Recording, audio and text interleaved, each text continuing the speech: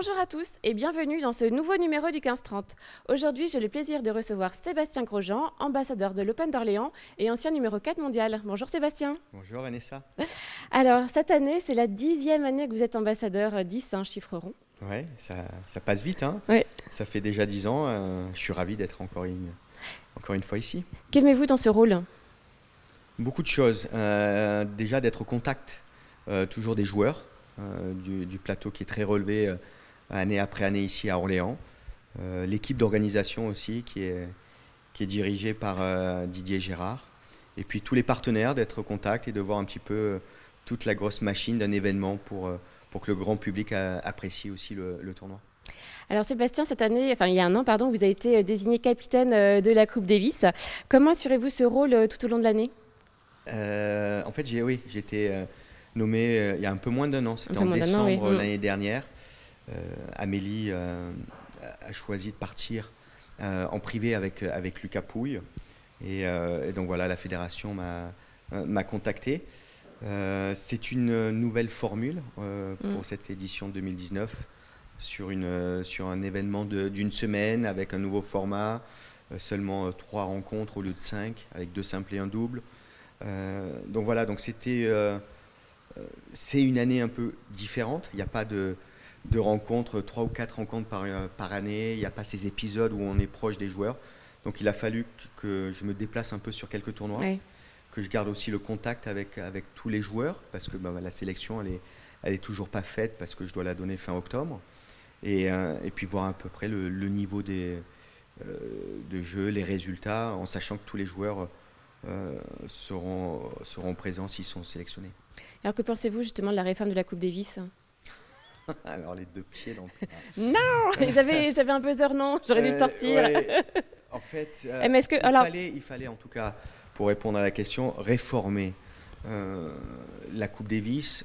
Je pense qu'il y avait d'autres moyens également pour essayer de garder un petit peu cet état d'esprit de compétition avec le public. Et ça risque peut-être de retirer un petit peu la magie de l'événement, du pays qui est derrière. Je pense que les joueurs vont jouer de toute façon le jeu parce que ce sont des grands professionnels et que c'est une fierté de jouer pour son pays. Ça reste toujours la Coupe Davis, il y aura toujours France dans le dos, il y aura la Marseillaise, il y aura la présentation des joueurs et ça sera bien sûr l'équipe de France. Donc c'est toujours un moment fort pour tous les joueurs de représenter son pays. Donc voilà, c'est une nouvelle formule. Ça a été acté et voilà, donc ça sera une surprise pour tout le monde puisque ça sera une première à Madrid au mois de novembre. Donc je crois que tous les joueurs, les capitaines, un peu toutes les fédérations et les médias sont impatients de découvrir cette compétition. Alors cette semaine, il y a de nombreux espoirs du tennis français à l'Open d'Orléans. Est-ce que vous allez profiter de votre présence ici pour les regarder jouer et puis peut-être faire votre marché, si je puis dire ? Oui, j'ai déjà une petite idée de l'équipe. Ça peut varier ou bouger sur 1 ou 2 joueurs, mais j'ai déjà bien en tête par rapport justement à la formule, que ça soit en indoor, aussi sur dur, donc c'est intéressant de voir quelques joueurs ici. Oui. On ne va pas parler d'espoir, on va plutôt parler d'un Joe Wilfried Tsonga qui est vraiment un grand champion et je crois que c'est un grand plaisir de l'avoir ici à Orléans. Après, il y a Hugo Humbert aussi qui est là. Il y a Greg Barrère qui est rentré dans les 100, qui était avec nous lorsqu'on a fait un stage avant Monte Carlo dans le sud, chez Mouratoglou. Donc voilà. Mais je vais regarder bien sûr tous les joueurs français. Alors en parallèle de la Coupe Davis, vous êtes également sélectionneur, en charge de la sélection de l'équipe masculine en prévision des JO de Tokyo. Est-ce que vous ne ressentez pas la pression de constituer la bonne équipe, de trouver les bons joueurs là aussi ? Alors, contrairement à la Coupe Davis, c'est pas une sélection. Ce sont les joueurs qui seront qualifiés automatiquement par rapport à leur classement après Roland-Garros 2020. Moi, je peux donner plutôt mon avis par rapport à une équipe de double ou une équipe de mixte, en discussion bien sûr avec Julien Beneteau qui sera le responsable des filles à Tokyo et qui est le capitaine de Fed Cup. Mais voilà, c'est pas moi qui vais choisir l'équipe olympique pour Tokyo. Par contre, ça sera le cas pour la Coupe Davis. D'accord, pour la Coupe Davis. Alors pour la Coupe Davis, quelle qualité recherchez-vous chez les joueurs ? Donc de bien jouer en indoor. Ouais, oui, bah, ça va être en indoor, ça sera sur surface green set, c'est comme ici à Orléans, ça sera la même chose à Anvers, Vienne, Bâle et surtout Bercy. Mm. Et peut-être une équipe de double qualifiée à Londres ou un joueur de simple. Mais oui, je crois qu'on a la chance en France d'avoir d'excellents joueurs de salle. Oui. On a toujours eu de vainqueurs de tournois, que ce soit Joe, Gaël, Richard, Gilles aussi, Lucas, Benoît Paire. Tous ces grands joueurs Mm. ont bien évolué en salle. Donc voilà, on a une belle équipe de double aussi. On va voir comment ils vont rejouer ensemble parce que ça fait quelques mois qu'ils ne jouent plus ensemble, que ce soit Pierre Hugues avec Nicolas. Mais voilà, je vais regarder et puis c'est pas aujourd'hui que vous saurez Non, mais la sélection. Je posais pas la question, là, c'était pas la question. Alors vous avez également de nombreuses autres casquettes, comme aussi directeur de l'Open Sud, commentateur sportif. Parmi toutes vos casquettes, qu'est-ce que vous préférez? Ou est-ce que c'est un mix de tout qui vous convient?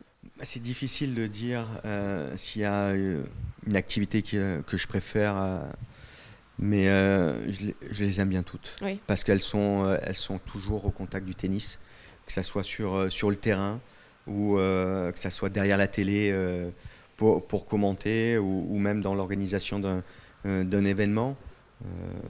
Donc j'ai la chance de pouvoir choisir ces activités-là. Et voilà, je prends toujours énormément de plaisir. Elles sont différentes, mais elles sont toutes liées au tennis. Alors, pour revenir à l'Open d'Orléans, que pensez-vous du tableau de cette 15e édition qui est quand même assez relevée? Oui, c'est une édition très relevée. C'est la première édition avec un tableau de 48 également, contrairement à 32. Il y a moins de joueurs dans les qualifications. Donc c'était aussi sympa d'avoir un tableau avec pas mal de joueurs dans les qualifs. Bon, maintenant, je crois qu'ils sont que 4 maintenant dans les qualifs. Oui. Et puis c'est un plus grand tableau de 48. Donc c'est une organisation différente au niveau des matchs. Mais le tableau est très relevé et puis on a la chance d'avoir un ancien numéro 5 mondial qui vient en plus de gagner le tournoi de Metz la semaine dernière, Joe Wilfried Tsonga. Donc pour un tournoi Challenger catégorie 125 000 $, donc c'est vraiment de la qualité et c'est vraiment une chance d'avoir un champion comme Joe. Alors Sébastien, pour terminer, donc je l'ai dit tout à l'heure, vous avez été 4e ATP à votre meilleur classement. Quels conseils pouvez-vous donner à des jeunes joueurs qui nous regardent pour atteindre ce niveau? Ouais, des conseils, c'est difficile, mais en tout cas, lorsque l'on joue au tennis, il faut être passionné. Il faut être passionné tout simplement par ce sport, aimer aller sur le court et aimer s'entraîner. Et puis derrière, il faut aimer et apprécier la compétition, parce qu'on peut bien jouer à l'entraînement, mais il faut être performant en match. Donc voilà, mais il faut avoir ça en soi. Merci beaucoup Sébastien. Avec plaisir.